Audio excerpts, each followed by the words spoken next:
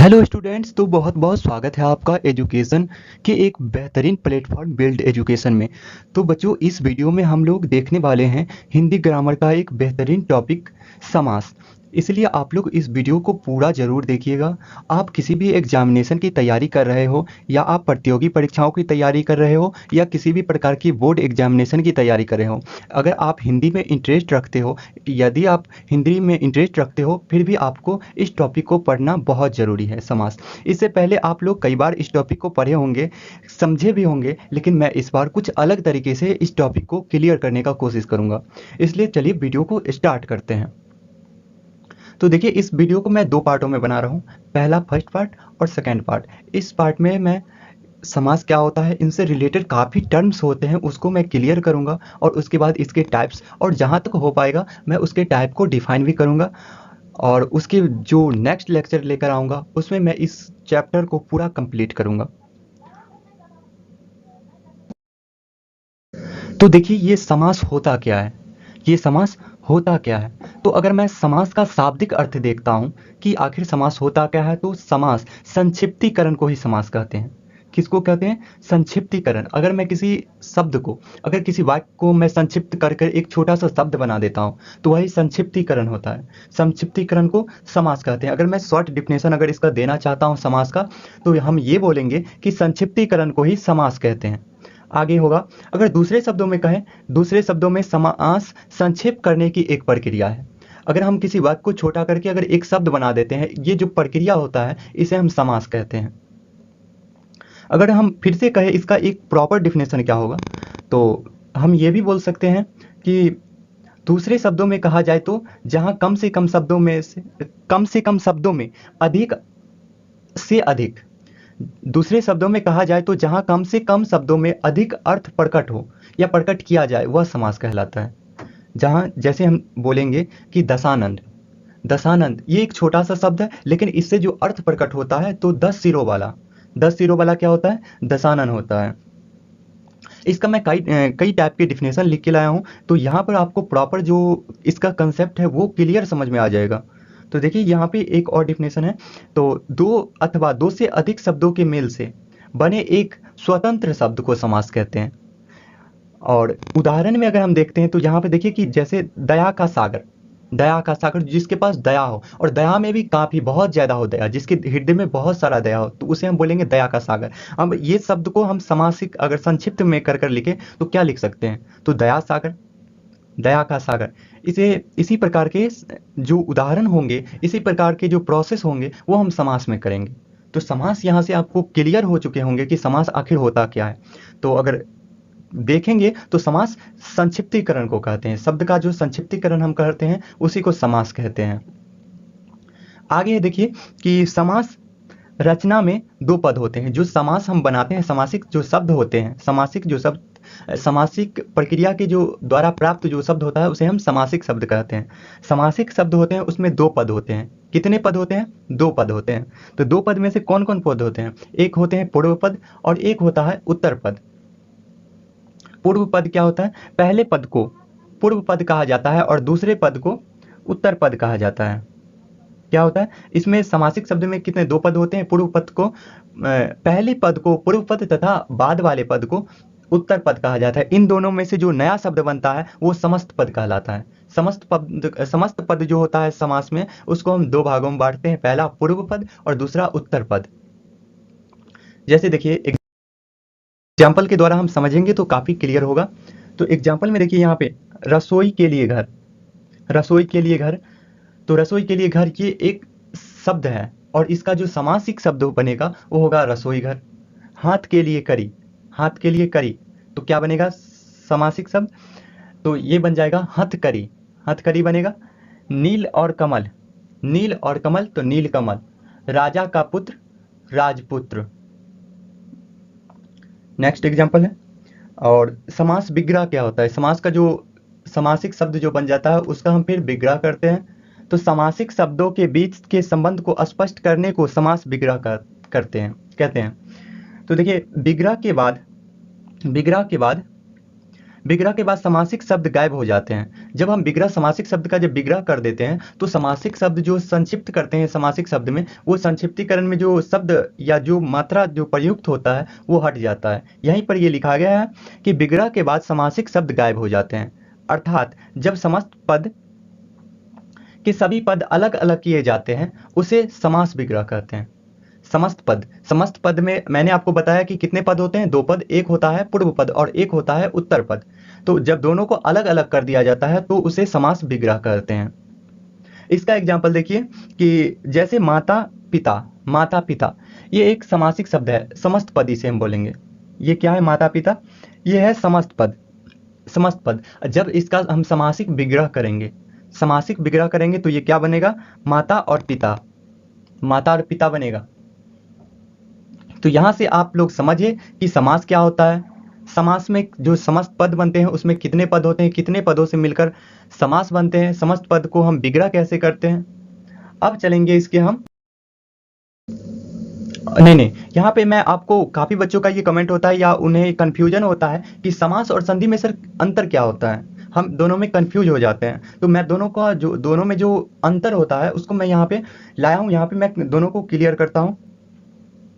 देखिए समास और संधि में काफी चीज आपको समान लगेगा, क्योंकि वहां पर भी हम संधि में दो अत्यंत संयोगी वर्णों के मेल से जो विकार उत्पन्न होता था वहां पर उसको हम संधि करते थे, और समास में भी हम दोनों को यहाँ पे समस्त पद को जोड़ के हम बनाते हैं। तो देखिए समास और संधि में अंतर। तो पहले हम लोग देखते हैं संधि का क्या अर्थ संधि का जो अर्थ होता है, तो संधि का शाब्दिक अर्थ होता है मेल। संधि का क्या होता है? शाब्दिक अर्थ मेल होता है। संधि में उच्चारण के नियमों का विशेष महत्व होता है, क्योंकि हाँ यहाँ पर एक विशेष अंतर में अगर हम बात करें तो संधि में हम वर्णों का मेल करते हैं और समास में हम शब्दों का मेल करते हैं। तो यहाँ पर वही है कि संधि में उच्चारण के नियमों का विशेष ध्यान रखा जाता है। इसमें दो वर्ण होते हैं, इनमें कहीं कहीं पर एक, तो कहीं कहीं पर दोनों वर्णों में परिवर्तन होता है। कहीं कहीं पर संधि में आपने देखा होगा कि कहीं कहीं पर एक वर्णों में परिवर्तन होता है तो कहीं कहीं दोनों वर्णों में परिवर्तन होता है। जैसे यहाँ पे है एक एग्जाम्पल है, जैसे पुस्तक प्लस आलय। तो यहाँ पर अ और आ का मेल हुआ है जिससे आम बना है, और पुस्तक प्लस आलय क्या बना है? पुस्तकालय। तो यही है। तो कहीं कहीं पर तीसरा वर्ण भी आ जाता है। संधि किए हुए शब्दों को तोड़ने की क्रिया को संधि विच्छेदन कहते हैं। संधि किए हुए शब्दों को तोड़ने की क्रिया को क्या बोलते हैं? संधि विच्छेदन कहते हैं। और संधि में जिन शब्दों का योग होता है उनका मूल अर्थ नहीं बदलता है। संधि में जो शब्द होता है उनका, अगर हम संधि में जो शब्द का योग होता है उनका मूल अर्थ संधि के बाद भी नहीं बदलता है। अब चलते हैं समास में आखिर क्या होता है। तो समास, वैसे मैंने आपको बता दिया है समास, लेकिन यहाँ पर हम फिर से देखते हैं उसी चीज को। तो देखिए समास का शाब्दिक अर्थ होता है संक्षेप करना। वहां पर भी हम संक्षेप ही किए थे संधि में, और समास में भी हम संक्षेप ही कर रहे हैं। तो यहाँ पर समास में वर्णों के स्थान पर पद का महत्व होता है। मैंने आपको ऊपर क्या बताया संधि में कि उच्चारण के नियमों का विशेष महत्व होता है, और समास में किसका महत्व होता है? समास में वर्णों के स्थान पर पद का महत्व होता है, जिसे हम शब्द भी बोल सकते हैं। यहाँ पर शब्दों का महत्व होता है पद। इनमें दो या दो से अधिक पद मिलकर एक समस्त पद बनते हैं। वहां पर वर्ण मिलकर बना था, और यहाँ पर क्या बना है? यहाँ पे पद मिलकर एक समस्त पद बना है, और इनके बीच से विभक्तियों का लोप हो जाता है। जब हम समास को समस्त पद बनाते हैं तो उनके बीच जो विभक्तियां होती है उसका लोप हो जाता है। समस्त पदों को तोड़ने की प्रक्रिया को समास विग्रह कहते हैं, और संधि को तोड़ने की प्रक्रिया संधि विच्छेदन कहते हैं। ये सब इसके कुछ अंतर हैं।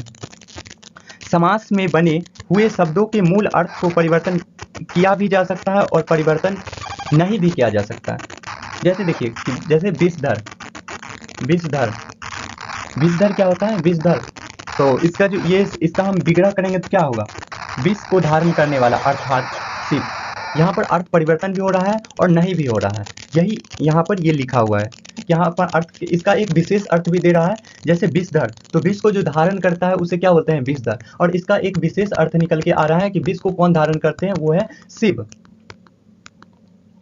अब देखिए, आगे आपको जब संधि की सॉरी समास के जब मैं टाइप्स पढ़ाऊंगा वहां पर आपको कर्मधारय और बहुब्रीहि एक समास का टाइप्स आएगा। वहां पर आपको एक दो चीजें पढ़ने होंगे। वहां पर मैं कई चीजों से तुलना करूंगा। जैसे पिछले एग्जाम्पल में आपने देखा कि विषधर, विष के समान अर्थात शिव। वहां पर मैंने विषधर को किससे तुलना किया था? शिव से। तो वहां पर एक शब्द आता है कि उपमा दी जाती है, उपमा। तो यहाँ पे उपमा और उपमेय क्या होता है, दोनों में अंतर पहले मैं क्लियर करता हूँ, उसके बाद आगे चलेंगे। तो देखो उपमा क्या होता है। उपमा, उपमान जिससे जिससे किसी की उपमा दी जाती है उसे उपमान कहते हैं। तो जैसे अगर मैं किसी से तुलना कर रहा हूँ, जैसे विषधर को भगवान शिव से तुलना कर रहा हूँ, तो यहाँ पर क्या हो जाएगा, भगवान शिव क्या हो जाएंगे, जिससे किसी की उपमा दी जाती है, तो यहाँ से भगवान शिव क्या हो जाएंगे, उपमान।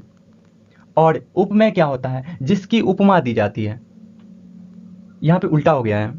देखिए, जिससे किसी की उपमा दी जाती है उसे अपमान कहते हैं, और जिसकी उपमा दी जाती है उसे उपमेय कहते हैं। नहीं नहीं, ठीक है। देखिए, जिसकी उपमा दी जाती है उसे उपमेय कहते हैं। तो जिसकी उपमा, जैसे राम, यहाँ पे एक मोहन है, उसको बोला गया कि मोहन राम की तरह दिखता है। तो यहाँ पर जो मोहन हो जाएगा, यहाँ पर जो मोहन हो जाएगा वह उपमेय हो जाएगा, और राम हो जाएगा वह अपमान, उपमान हो जाएगा। आगे देखिए, समास के भेद। तो समास के कितने भेद होते हैं? तो समास के मुख्यतः 6 भेद होते हैं। समास के मुख्यतः 6 भेद होते हैं। वैसे इसके कई भेद और भी होते हैं, लेकिन मुख्य भेद अगर पूछा जाए तो समास के 6 भेद होते हैं। तो आप इसे याद कैसे रखोगे? तो यहाँ पे मैं एक कंसेप्ट बताता हूँ। जैसे देखो, समास, तो मास आ रहा है और सम आ रहा है। तो मास में सम का अर्थ क्या होता है? 2। जैसे जिसे 2 से भाग लग जाए। और मास, मास का अर्थ होता है 12। मास, महीना कितने होते हैं? तो 12। तो 2 से भाग दोगे तो कितना हो जाएगा? 6। तो यहाँ पे आप यहाँ से ये रिलेशन बना के याद कर सकते हो कि समास के कितने प्रकार होते हैं। तो 6 प्रकार होते हैं। पहला पहला देखते हैं कि पहला समास का प्रकार है वो क्या है। तो देखिए, पहला है अव्ययी भाव। पहला है अव्ययी भाव समास। दूसरा है तत्पुरुष समास। तीसरा जो समास है वो कर्मधारय समास है। चौथा समास है द्विगु समास है। पांचवा है द्वंद्व समास है। जो छठा समास है वो बहुब्रीहि समास है। तो क्या है? पहला अव्ययी भाव समास, दूसरा तत्पुरुष समास, तीसरा कर्मधारय समास, चौथा द्विगु समास, और पांचवा जो समास है वो द्वंद्व समास है, और छठा और लास्ट समास जो है वो बहुब्रीहि समास है। तो चलिए हम यहाँ पर अब एक एक कर डिफाइन करते हैं, और यहाँ से तो अब इसे हम एक एक करके डिफाइन करते हैं, और यहाँ से आपको जो समास होता है वो पहचानना भी सिखाऊंगा यहाँ पे, क्योंकि एग्जामिनेशन में आपको एमसीक्यू क्वेश्चन मिलेंगे, और एमसीक्यू क्वेश्चन में आपको डिफिनेशन नहीं पूछेगा। वहाँ पर आपको ये पूछेगा कि एक सेंटेंस रहेंगे और उसमें से पूछेगा ये कौन सा समास है। समास के वहाँ पे टाइप पूछे जाएंगे। तो समास को पहचानना ही बहुत ज़रूरी है, क्योंकि यहाँ से आपको लगभग, अगर बोर्ड एग्जाम की बात करते हैं तो कई क्वेश्चन यहाँ से ऑब्जेक्टिव में आते हैं। तो सबसे पहला समास पढ़ते हैं, उसके बाद जब आप इसका प्रैक्टिस सेट होगा तो वहाँ पर मैं कई क्वेश्चन करवाऊंगा जहाँ से आपको पूरी तरह से क्लियर हो जाएंगे ये सारे कंसेप्ट। तो देखिए, पहला है अव्ययी भाव समास। पहला है अव्ययी भाव समास। जब संस्कृत में अगर अव्ययी भाव समास को अगर अगर परिभाषा देते हैं तो बहुत ही छोटा है। उसका है कि पूर्व पद प्रधानो अव्ययी भावः। क्या है? पूर्व पद प्रधानो अव्ययी भावः। जिस समासिक शब्द का पहला पद प्रधान हो और वह अव्यय हो, वह उसे अव्ययी भाव समास कहते हैं। तो समासिक शब्द में यहाँ पे बात क्या आया? अव्यय। अव्यय क्या होता है? तो अव्यय एक ऐसा शब्द या शब्द का अंश होता है जिस पर काल, वचन, लिंग, कारक का कोई प्रभाव नहीं पड़ता है। जैसे देखो, अव्यय होता है, अव्यय पद का प्रारूप लिंग, वचन और कारक, लिंग, वचन, कारक में नहीं बदलता है, वो हमेशा एक जैसा रहता है। जैसे मैं अगर उदाहरण स्वरूप अगर आपको बोलूँ आ, या यथा बोलूँ, यथा, तो यथा अगर मैं आपको बोलता हूँ तो यथा से आप क्या, ये अगर मैं पूछूं कि ये कौन सा लिंग का है, पुल्लिंग है, स्त्रीलिंग है, तो आप क्या बोलोगे? यहाँ से क्लियर नहीं हो पा रहा है ये कौन सा लिंग है। तो इससे यह स्पष्ट होता है कि इस पर लिंग का कोई प्रभाव नहीं पड़ता है। और इसको अगर मैं बोलूँ किस काल में है, तो ये भी आप बता नहीं पाओगे। तो ऐसे ही शब्द जो होते हैं उसे हम अव्यय बोलते हैं। अव्यय की क्लास अलग से होगी, तो वहाँ पर आपको पूरी अच्छे से क्लियर हो जाएंगी। यहाँ पर आप देखिए अव्ययी भाव समास को। तो देखिए, पहला पद, जिस समासिक शब्द का पहला पद प्रधान हो और वह अव्यय हो उसे अव्ययी भाव समास कहते हैं। उदाहरण अगर अगर इसका डिफिनेशन देखते हैं तो देखिए, इसमें प्रथम पद अव्यय होता है और इस उसका अर्थ प्रधान होता है, उसे अव्ययीभाव समास कहते हैं। आप लोग अपने तरीके से इसका समझ जाओ और इसका डिफिनेशन खुद लिख सकते हो। और दूसरे शब्दों में कहा जाए अव्ययीभाव समास को, अगर दूसरे शब्दों में कहा जाए तो यदि एक शब्द की पुनरावृत्ति हो और दोनों शब्द मिलकर अव्यय की तरह प्रयोग हो, वहां पर अव्ययीभाव समास होता है। संस्कृत में उपसर्ग युक्त पद भी अव्ययीभाव समास ही माने जाते हैं। तो देखो यहाँ पर ये क्वेश्चन जो आया, यहाँ पर जो एक शब्द मैंने आपको बताया कि पुनरावृत्ति एग्जामिनेशन में आप देखोगे तो काफ़ी क्वेश्चन यहाँ से यही पुनरावृत्ति वाला पूछ देता है, क्योंकि यहाँ से एक और समास होगा कि द्वंद्व समास। वहाँ पर भी दो शब्द ऐसे ही मिलते जुलते होते हैं और एग्जामिनेशन में जो क्वेश्चन आते हैं वो थोड़ा कन्फ्यूजन वाले होते हैं। इसीलिए यहाँ पर आप बिल्कुल ध्यान से देखिए कि ताकि आप अंतर कर सको दोनों में। तो यहाँ पर क्या बोला कि पुनरावृत्ति हो और दोनों शब्द मिलकर अव्यय की तरह प्रयोग में हो, अव्यय जिस पर काल वचन लिंग कारक का प्रभाव नहीं पड़े, तो वो अव्यय होगा। उदाहरण देखते हैं, वहां से आपको बिल्कुल अच्छे से समझ में आएगा। तो देखिए उदाहरण में पहला है यथाशक्ति। तो यहां पर आप क्या बोले, यथा क्या है, यथा यह एक अव्यय है और यथा यहाँ पर प्रधान शब्द है, उसकी प्रधानता है, यहाँ पर पूर्व पद यहाँ पर प्रधान है, जैसे शक्ति के अनुसार। आगे देखिए, यथा क्रम तो क्रम के अनुसार, यथा नियम नियम के अनुसार, प्रतिदिन प्रत्येक दिन, प्रतिवर्ष हर वर्ष, प्रतिवर्ष का मतलब क्या होगा, हर वर्ष। आजन्म, यहाँ पर आ क्या है, तो यहाँ पर आ भी अव्यय है। आजन्म तो जन्म से लेकर, यहाँ पर कौन, आ आने से शब्द का अर्थ बदल देता है, आजन्म। वैसे जन्म का अर्थ होता है जन्म लेना, लेकिन आजन्म तो जन्म से लेकर अभी तक, जन्म से लेकर, यहाँ पे अर्थ बिल्कुल बदल दे रहा है। तो यहाँ पर पहला पद प्रधान हो रहा है। आगे देखिए कि यथा साध्य जितना साधा जा सके, धराधर मैंने पुनरावृत्ति वाले शब्द बताए थे वो आ गया। देखिए धराधर, धर की आवाज के साथ धर, यहाँ पर काल वचन लिंग कारक का प्रभाव नहीं पड़ रहा है, तो आप ये समझ लो। आगे देखिए एक और शब्द देखिए कि घर प्रत्येक घर, रातों रात ही रात में, आमरण मृत्यु तक। यहाँ पर आकर पूरे शब्द को बदल रहा है, आमरण मृत्यु तक। तो यहाँ से एक कंसेप्ट निकल कर आया, अगर आपको बोर्ड एग्जामिनेशन या कोई भी एग्जामिनेशन में या प्रतियोगी परीक्षाओं में, आप किसी भी प्रकार की परीक्षा दे रहे हो, अगर एग्जामिनेशन में क्वेश्चन आते हैं या मॉडल सेट, प्रैक्टिस सेट या किसी भी सेट को आप बना रहे हो, वहाँ पर अगर अव्ययीभाव समास आते हैं तो आप ये ध्यान में रखोगे कि जब अगर कोई शब्द आया, अगर उसका पहला पद अव्यय हो और वह प्रधान लग रहा हो और वह प्रधान हो, तो वो समझ लेना कि वो अव्ययीभाव समास होगा। पूरा आंख बंद के टिक मारना। तो अव्ययीभाव समास क्लियर हो चुके होंगे आपके, आप जितने प्रैक्टिस करोगे उतना अच्छे से क्लियर होता जाएगा। अब हम लोग नेक्स्ट जो टाइप्स है समास का वो देखते हैं, तत्पुरुष समास। देखो तत्पुरुष समास, जैसे मैंने आपको बताया अव्ययीभाव समास में पहला पद प्रधान, और वैसे ही तत्पुरुष समास में दूसरा पद प्रधान हो जाता है। अगर संस्कृत वाले डिफिनेशन की बात करते हैं तो उत्तर पदार्थ प्रधानो तत्पुरुषः, बिल्कुल छोटा सा डिफिनेशन है, आप भी याद कर सकते हो। उत्तर पदार्थ प्रधानो तत्पुरुषः, जिस समासिक शब्द का उत्तर पद प्रधान हो उसे तत्पुरुष समास कहते हैं। यहाँ अव्यय वाली कोई बात नहीं है कि दूसरा पद अव्यय ही होना चाहिए या ये होना चाहिए। तो यहाँ पर सीधा सीधी देखो कि इस समास में दूसरा पद प्रधान होता है, बिल्कुल इस समास का दूसरा पद प्रधान होता है। एग्जाम्पल में समझते हैं कि दूसरा पद क्या प्रधान होता है, देशभक्ति, देश और भक्ति। तो यहाँ पर किसके लिए भक्ति दिखाया जा रहा है, देश के लिए भक्ति। तो यहाँ पर भक्ति है, वहाँ यहाँ पर जो प्रधान शब्द आ गया वो कौन है, प्रधान पद इसमें से कौन है, तो प्रधान पद यहाँ पर बन रहा है भक्ति। दूसरा हम देखिए राजा का पुत्र, राजपुत्र। तो पुत्र, यहाँ पर राज शब्द प्रधान नहीं है, यहाँ पर पुत्र शब्द प्रधान है। किसका पुत्र है, तो राजा का पुत्र है। वही यहाँ पर बोल रहा है कि इस समास में दूसरा पद प्रधान होता है, तत्पुरुष समास में दूसरा पद प्रधान होता है, या कारक से जुदा समास होता है, इसमें ज्ञातव्य विग्रह में जो कारक प्रकट होता है उसी कारक वाले वो समास होता है।